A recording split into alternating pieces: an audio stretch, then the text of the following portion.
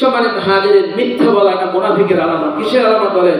হাদিস শরীফে এসেছে, সবচেয়ে বেশি হাদিস বর্ণনা করে হযরত আবু হুরায়রা রাদিয়াল্লাহু তাআলা আনহু বলেন যে আয়াতুল মুনাফিকি সালাসুন, বলেন আয়াতুল মুনাফিকি সালাসুন, তিনটা মুনাফিকের আলামত। এক নম্বর হলো ইজা হাদাসা কাযাবা, যখনই সে কথা বলে মিথ্যা বলে। দেখবেন মুনাফিক যারা, তারা যখনই কথা বলে কি বলে? মিথ্যা বলে। অর্থাৎ মিথ্যা ছাড়া তাদের কোনো কথা নাই, সকাল থেকে সন্ধ্যা পর্যন্ত তারা মিথ্যার উপর বেঁচে থাকে। কি আছে কি নাই? দুই নম্বর আলামত হলো, লক্ষণ হলো যে ওয়াইজা ওয়াদা আখলাফা, ওয়াদা করলেই খেলাফ করে। কি ঠিক না? যে হুজুর কাল সকালেই দিয়ে যাব, এই সকাল আর তার জীবনে হয় না। কি বলে না, দোকান থেকে বাকি নেওয়ার পরে হুজুর কালকে ইনশাআল্লাহ দিয়ে দেব।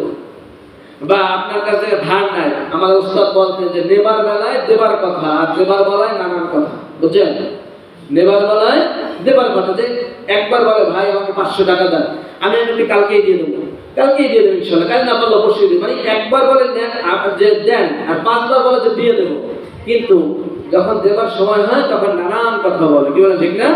ওয়াইজা ওয়াদা আখলাফা, যখন ওয়াদা করে সেই ওয়াদা অঙ্গীকার সে রাখে না, সে খেলাফ করে। এটা হলো মুনাফিকের আলামত।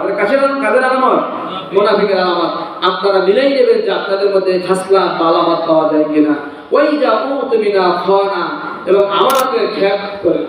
কাউকে যদি কোনো কথার আমানত রাখা হয় সেটা প্রকাশ করে দেয়।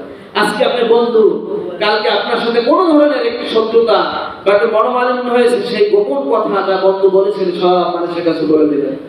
আপনার কাছে টাকা পয়সার আমানত হতে পারে, কথার আমানত হতে পারে, যে কোনো জিনিসের আমানত হতে পারে।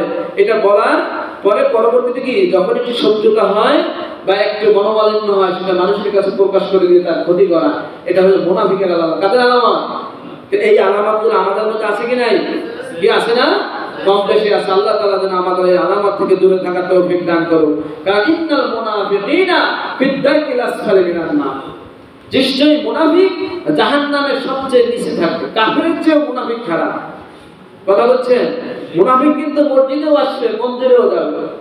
মুনাফিক চিনতে এবার কাফের চেনা সহজ, যে মসজিদে আসে না, যে নিজে স্বীকার করে যে হ্যাঁ মূর্তি পূজা করি, আল্লাহকে স্বীকার করে না, বাইরে বিভিন্ন ধরনের কাফের চেনা যায় না? হিন্দু চেনা যায় না, খ্রিস্টান চেনা যায় না, তাদেরকে আমরা কাফের বলি। ইহুদি চেনা যায়, কিন্তু মুনাফিক চেনা যায় না।